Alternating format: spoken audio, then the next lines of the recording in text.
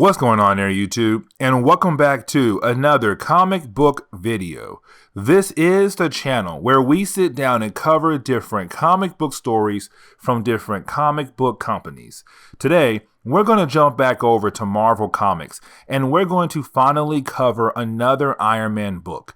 It has been a long time, and I mean a very long time, since we have covered an Iron Man book on this channel.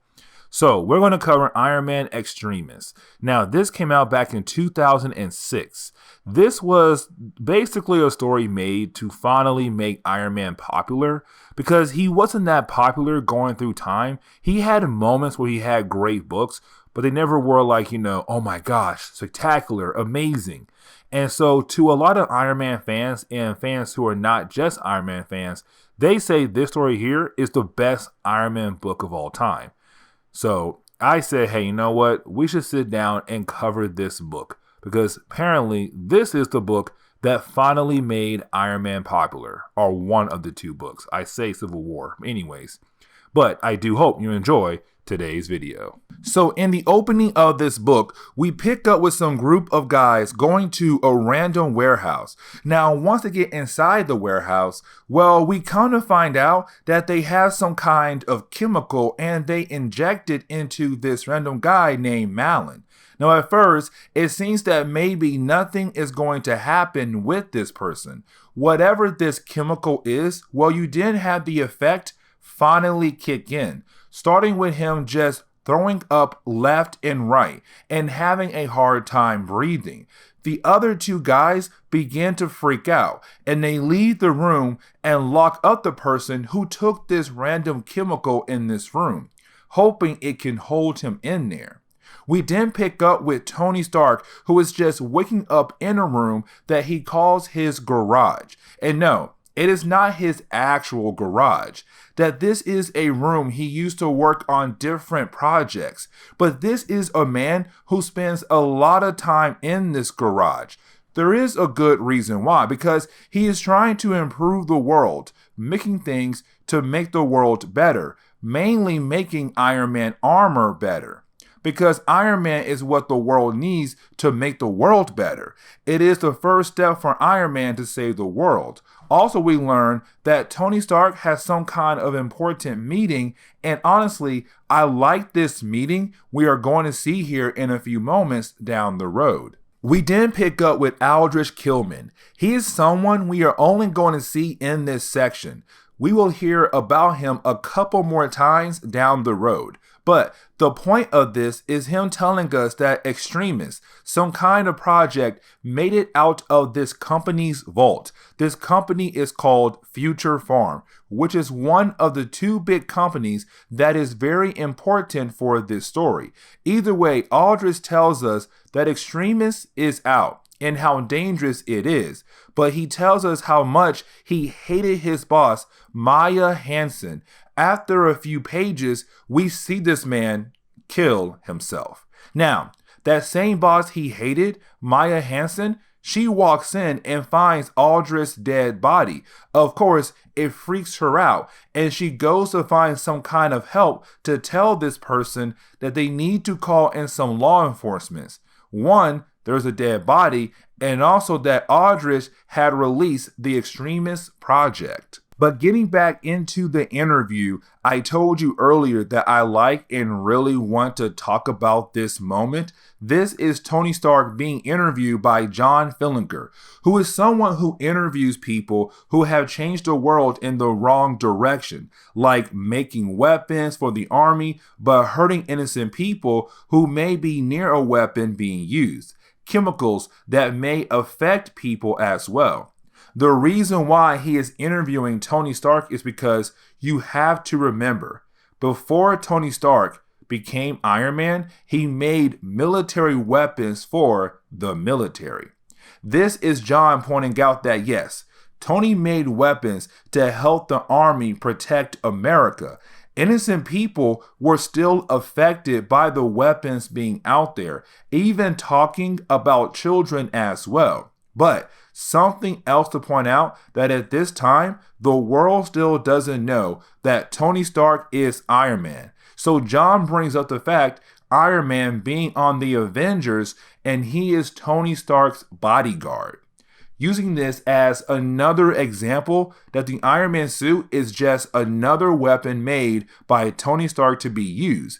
But the reason why Tony agreed to have this interview is because it is Tony Stark trying to say that he is trying to improve the world the best he can. Also to prove what John is doing, going after people who may have done horrible things to the world, he is not changing the world.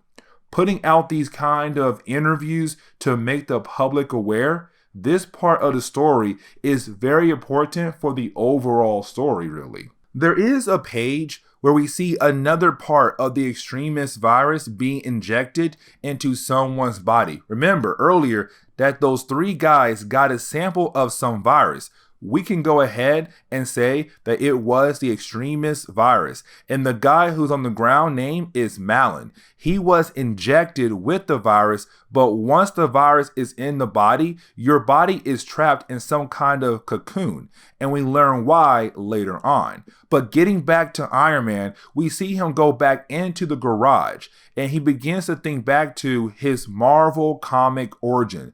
There was a point Tony Stark got captured, but before that, a mine went off and a shrapnel was plunged into his heart, close to his heart. He had to make a device to hold that shrapnel in place until it could be removed. That device was solely tied into his first Iron Man armor, but he talked about how he started with the first suit and he kept building on it to make better suits. But his goal is to make Iron Man the best it can be and also to be what the world truly needs. We do get a set of pages to give us a flashback when Tony Stark had met Maya Hansen. This was when they were young and they were attending some kind of inventor convention of sorts.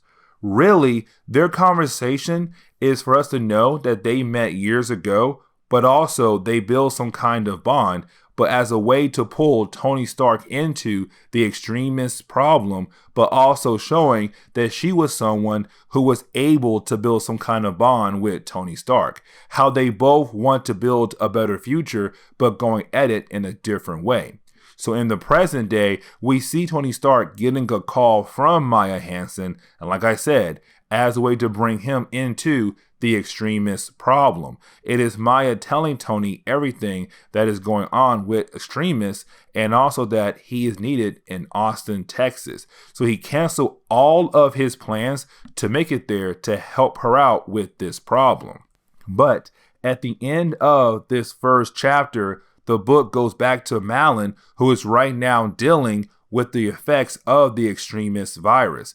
Once you go through all of the process of first being injected with the extremist virus, he wakes up, and this is the moment we are going to see what kind of powers Malin has. But in the opening of the second chapter, we pick up with Tony Stark on a private jet as he is planning to meet up with Maya Hansen. Now, while he is on the plane, this is the moment we see that his board is not happy that the company Stark International is not building weapons for the military. The reason why is because military contracts usually bring in a lot of money, something the company wants, but of course, Tony Stark has moved away from military contracts because of the damage they have done to the world. He tries to argue his point by showing off the new phone the company had built.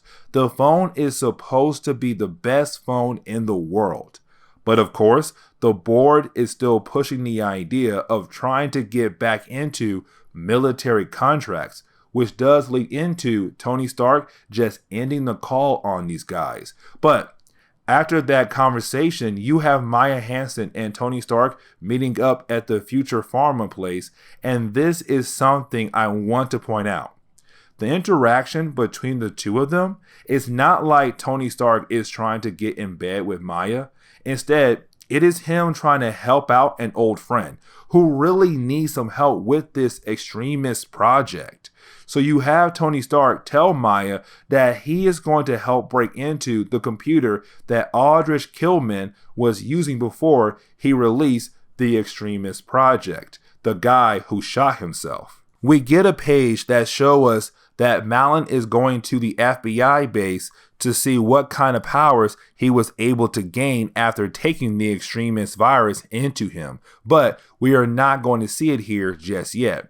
While Tony Stark and Maya are waiting for Tony's team to hack into the system to the guy who shot himself to learn where he sent the extremist virus to, they go visit Sal Kennedy, who is like an old friend to both Tony and Maya. Usually, when they talk to each other or when they get together, their discussions is usually about the philosophy of technology. But this is something to point out that Tony and Maya go to Sal, who is way older. They go to him for advice when they need some. But he was made for this story to tell Tony and Maya that they have lost their way when it comes to finishing their goals or completing their goals. Building for the future, because everything they have making right now is really only fixing today's problem and not really fixing problems that could come down the road in the future. But most of their technology today is still made for war. But while they are having their conversation, we see that Malin is right now attacking the FBI Houston base, where we see him having some super strength. We see that this man has the ability to move fast. We're going to see how fast Malin is in the next chapter. There is even a point where the FBI agents begin to shoot at Malin and he can take the bullets like they were nothing to him. Malin is able to continue to beat down on the agents, except we learn another power Malin has, which is being able to breathe fire and begin to burn everyone in that room. It is Malin testing his powers, but also telling the world that he is around and he thinks that nothing is going to stop him at all. But getting back to Tony, Maya, and Sal, well, that is when Maya gets a phone call from someone to tell her to turn on the TV. Of course, Sal doesn't have any TVs in his house, but luckily for Maya, Tony's new phone that he created is able to pick up news channels, where it is Maya and Tony finding out that Malin had attacked the Houston base. Now, they don't know Malin's name, but with the witness telling all of the powers they saw, Maya was able to figure out that, hey, it is her extremist project out there. Then the last page shows Malin being happy about what he did, but we are actually going to learn more about the origin of Malin in the next chapter, and it is really going to give us a moment to see why he's doing all of this. Now, it is not a legit reason, but we will see what motivates Malin. So with the third chapter, we pick up with Tony and Maya flying back to Austin to her lab. But this is the moment you have Tony ask Maya to tell him everything she knows about the extremist project, where she basically tells us that it was just a serum that is similar to the super soldier serum, the serum that made Captain America. The extremist virus basically replaces all of the organs in the body to make new ones. It turns the body into a repair system so the body can repair itself. The virus is a way to make another super being, but you have Tony Stark walk away so that he can get his Iron Man suit transported to where he needs it. But before he leaves, he tells Maya that he had learned Aldrich Killman, the man who shot himself after giving the extremist virus away, gave it to some extremist group. It is us learning a tad bit more of the origin of Malin here. While you have Tony Stark and Maya get back to the hangar in Austin, this is Tony Stark using an excuse to disappear so he can put on the Iron Man armor to go catch Malin. You have to remember that no one knows that Tony Stark is Iron Man. That even includes Maya. The only person who knows is like Rhodey and maybe another handful of people. But we see Tony Stark go into a different part of the hangar and puts on the Iron Man armor and flies off to get ready to stop Malin. This is the moment we learn about the origin of Malin, which is just that when Malin was a kid, His family seems to be part of some militia group. They were planning to do something big in their city, except the FBI had found out and surrounded their home Malin grew up in hoping to bring in the family to stop them before they commit their crimes. Unfortunately, every single member of this family is killed off one by one. Malin was a kid and he was in the room when all of it was happening. So he had to watch his mother, father, and what could be brothers and uncles as well all be killed by the FBI. It broke him. The second half of the third chapter is all of Malin getting the chance to meet Iron Man, which means it is going to be one of those long fights. This is Iron Man going into this fight thinking that he actually thinks he may have a chance to defeat Malin and get this whole thing taken care of real quickly. Except we see here how strong and how fast Malin is. That for Iron Man, he was not prepared to fight someone this strong, and being able to give his Iron Man armor a test to see how long it can last a beating like this. In reality, it really can't stand against all of the attacks coming from Malin. He is starting to bleed inside the armor. His body parts are being broken by the attacks from Malin. This only leads to a point where Iron Man armor is failing, a leg is broken, and he's about to be crushed by some kind of car that Malin is planning to throw at him. Now, Iron Man does get lucky here because thanks to his suit having enough power left, he was able to shoot Malin with a beam that was able to send Malin flying away. Tony Stark catches the car before he gets crushed by it. Now, Malin doesn't come back to the fight because once Malin crashes and looks up in the sky, well, that is when Malin sees that the military has sent in some reinforcements to help Iron Man out and deal with the damage in the area. So with Malin seeing that, of course, he dips out, and that gives Iron Man the time he needs to lick his wounds and realize he needs to get some kind of medical help, and also he needs to rethink his plan on stopping Malin. Iron Man can't go to a hospital for two good reasons. The first being that no one knows that Tony Stark is Iron Man, and also they don't have the tech he needs at the hospital to help get the armor off. So he goes back to Maya Hansen's workplace and has her do all of the work to help him.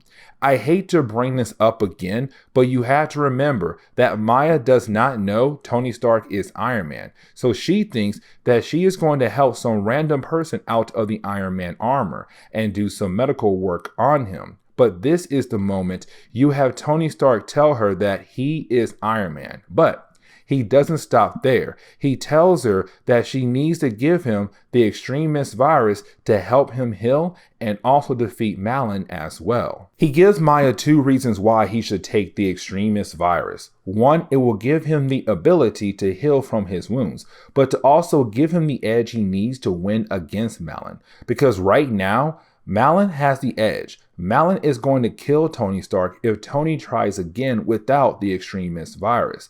Now, Maya doesn't want to do it at first because she knows how dangerous it is, and it could kill Tony in the process of the virus running through his body. Now, once Maya believes that the virus could be helpful, you have the two of them go to the vault. They both plug in two keys to unlock it, since it takes two keys being entered at the same time to open the virus, and you have her leave the room to get a few more things to help Tony Stark through the extremist process.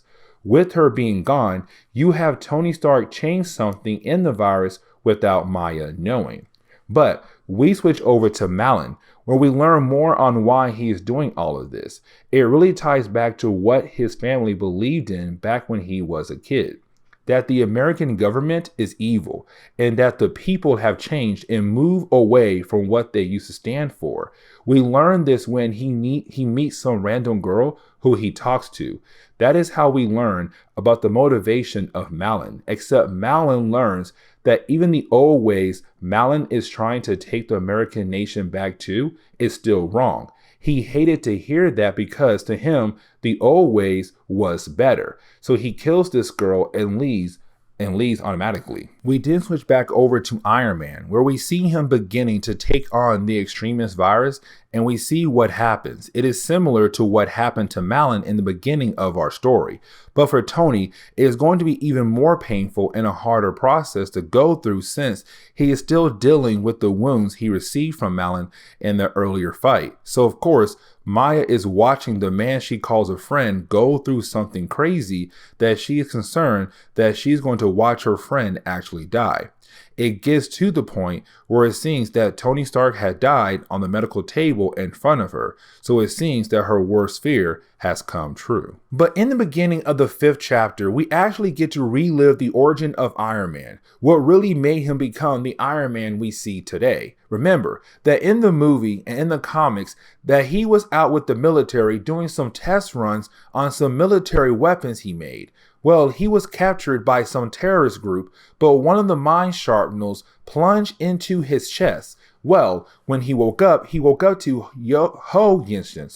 Ho Yinsen, the medical futurist. He was able to give Tony some kind of surgery to keep the sharpener from stabbing his heart for a short period of time.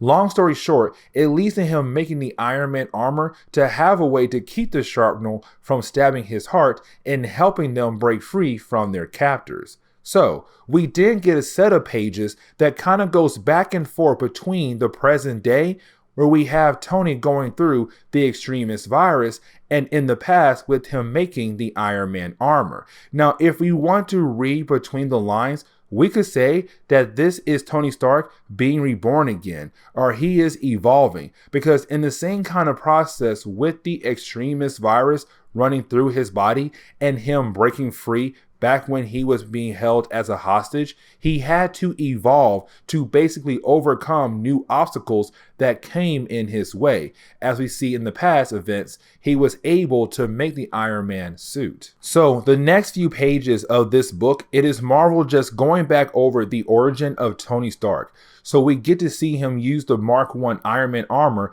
to actually defeat these guys who took him hostage. It is cool to see the artwork of this book and see him being Iron Man for the first time, but there is nothing here that screams out it is important for us to cover so we can move on to the next section. But we finally go back to the present day for Tony Stark, who is finally at the end of the extremist virus process, because we can see him finally popping out of the cocoon that he was trapped in when he began the process, which then tells Maya that he is alive. But this is also the moment where Tony tells Maya what he did to her extremist virus. Before it was injected into him, when she left the room, he changed a few things to make it work better with his suit, where he was able to add the undersheet of the Iron Man armor to his bones. So that now means the suit is being controlled by his thoughts, meaning that he can call for his suits by using his thoughts. This means he is faster and stronger Iron Man now, which is something to say about this whole book. Constantly evolving the Iron Man armor and constantly being reborn as a new man after each step he goes in. Now, the 6th chapter of this book is more of us seeing Iron Man finding Malin and beginning to battle him. At first, this battle is not fair for Malin, which is a good thing since Iron Man is the hero of the book. But this is a fight at first where you see Iron Man just throwing Malin around the place and him having a hard time realizing that Tony Stark had upgraded his armor and now does not stand a chance against him anymore, except with Malin trying to change the American government back to what it was. He will not give up and continue to fight against Iron Man until the very end, which to Malin it means to the death. But that is something Iron Man does not want this fight to lead to. Except this is Iron Man realizing that even with the upgrades that he still needs to kill Malin to end everything. If he doesn't, well, that means Malin will kill him. Because we are getting to the point where Malin is about to kill Iron Man again, until Iron Man ends up blowing the head of Malin off and of course kills him. But for Iron Man, he did not want to do that at all. Now, the way the book ends, Tony Stark tells us that Maya actually helped Aldrich Kilman release the extremist virus, the one who shot himself after releasing the virus. Remember that Aldrich said it was him, but he did not say that Maya had a hand in the releasing of the virus, except Tony Stark tells us that he realized that she had a hand in the virus being released when it came to him and her opening the vault, because the vault takes 2 keys to open the door. So of course it shows that Aldrich Kilman was the one to open it, but Maya had to be there. That is when she tells Iron Man that she's going to use the money to get into the medical field of technology, except the military pulled the funding, so she needed a live human test to show them that her experiment works, which of course meant Malin going around and hoping the military would come back and give her money. The book ends on that note right there, to be exact, and Iron Man saying he is going to be better with the things he makes. But that is the end of today's video. So if you did like today's comic book video, please hit that like button down below and also subscribe to the channel for more content to come in the near future. Also, any suggestions on books I should read, well, please let me know in the comments below, because you never know, your suggestion could be a future video down the road. But I do hope you enjoy today's video.